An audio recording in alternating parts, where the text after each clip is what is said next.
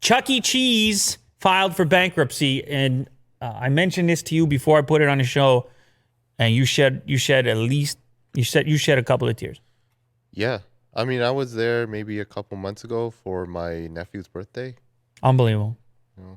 And the memory and the mouse or the rat, whatever he is, and the other heads bouncing around, and the live show with what are they, robots? What are those things? Puppets? Animatronics, which to me as a kid, what more do I need? Pizza, animatronics. COVID hasn't been very nice to Chuck E. Cheese. Well, it hasn't been nice. Who's it been nice to? Maybe itself, and that's about it. Yeah, itself. Everybody else suffers. And no one's going to Chuck E. Cheese.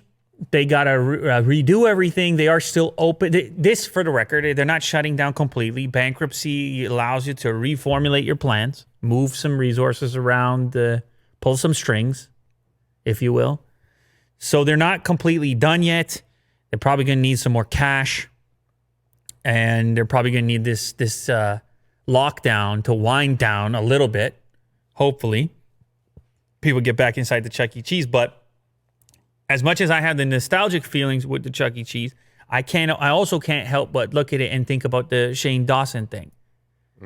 Maybe his video was the downfall. No. That's a conspiracy on the conspiracy. Yeah. It started, he was saying that they were recycling. He wasn't saying that. It was just, isn't this weird that the pizza slices are all different shapes kind of thing? Now, for the record, before that video took off, I never had that experience of the different shaped pizza slices. Did you? You were there 2 months ago.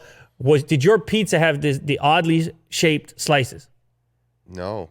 I don't think so. No, it was just a regular round pizza. Yeah.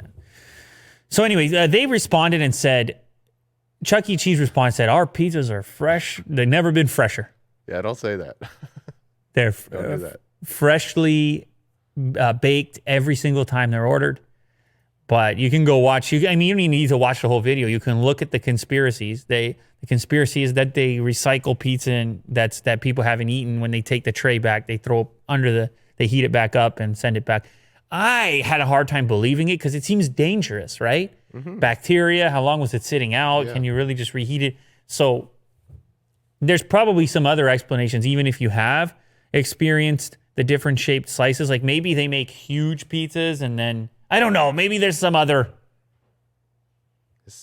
Am I defending Chuck E. Cheese right now? It's just not a good look, the whole thing.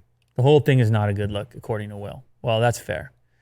Anyway, I'm with you. I don't think that's the reason. You know what it is, Will? I just kind of like the proposition of Chuck E. Cheese. Fun times are had.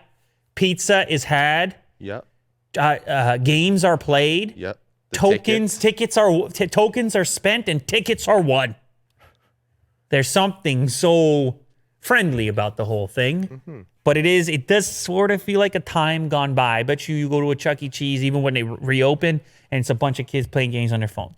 Like everything else. Yeah. Everywhere you go, everything you do, somehow the phone infiltrates and has to ruin it. But I'll tell you what, pre-phone Lou, pre-video game Lou, little Lou inside of a Chuck E. Cheese, good enough, ladies and gentlemen. What a time. And did you go to Palladium? Of course I went to Palladium.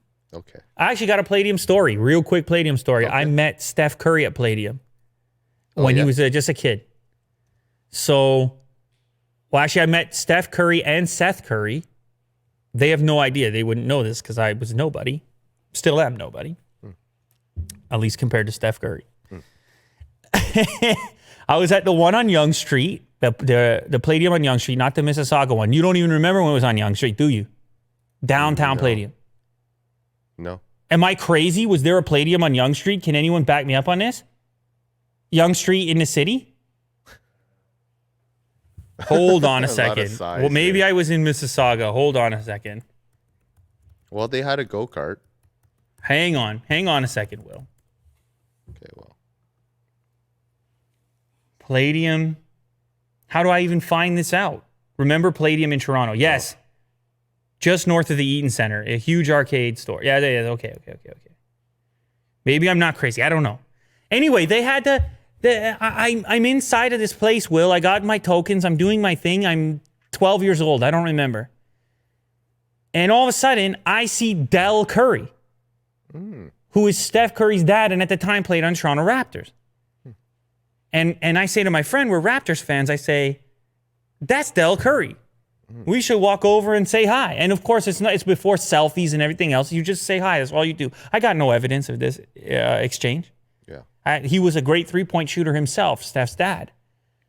And so we say hi to Del Curry, but he's with his kids. And he says, oh, say hi to my kids too. They're around the same age as you. And so, of course, it's just kids. You don't think anything of it. But it's Steph and it's Seth. Because he was playing in Toronto at the time.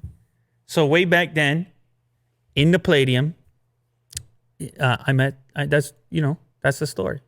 I'm sticking to it. I know I see you're skeptical right now. I promise you. You can ask my old pal Jason Spears about that. Is he real too? I just invented him as well. No, I haven't seen him in a while, but I believe he was with me. I believe at that moment he was with me. What a crazy, weird memory that is. Isn't it weird how certain things stand out to you? Yeah. But that was odd for me at that time to meet an NBA player. And then it's equally weird that his kids go on to be NBA players, and one of the best NBA players. So, wild times. Anyways, 2020, forward from here. The future is back. That's my statement after today's episode. The future is back, Willie Doo. And I don't know about you, but I'm happy to see it.